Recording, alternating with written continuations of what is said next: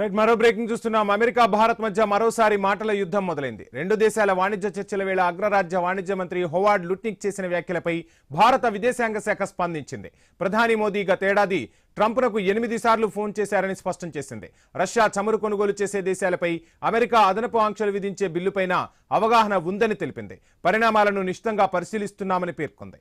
ఇక అమెరికా వాణిజ్య మంత్రి వ్యాఖ్యలపై విదేశాంగ శాఖ అధికార ప్రతినిధి రణధీర్ జైస్వాల్ స్పందించారు.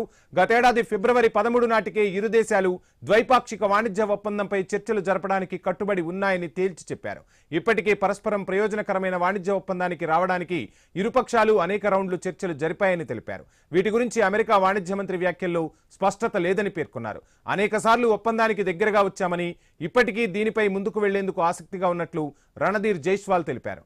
గతేడాది 8 సందర్భాల్లో మోదీ ట్రంప్ ఫోన్లో మాట్లాడుకున్నారని ఆయన చెప్పారు. ఇక అమెరికా 500% టారిఫ్ల బిల్లుపై భారత్ స్పందించింది. దాని గురించి అవగాహన ఉందని, ప్రస్తుత పరిణామాలను నిశితంగా గమనిస్తున్నామని వెల్లడించింది.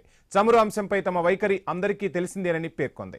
ప్రపంచ మార్కెట్ల పరిస్థితులకు అనుగుణంగా స్పందిస్తున్నట్లు స్పష్టం చేసింది. భారతీయుల ఇంధన భద్రత కాపాడటం తమ బాధ్యత అని భారత విదేశాంగ శాఖ స్పష్టం చేసింది.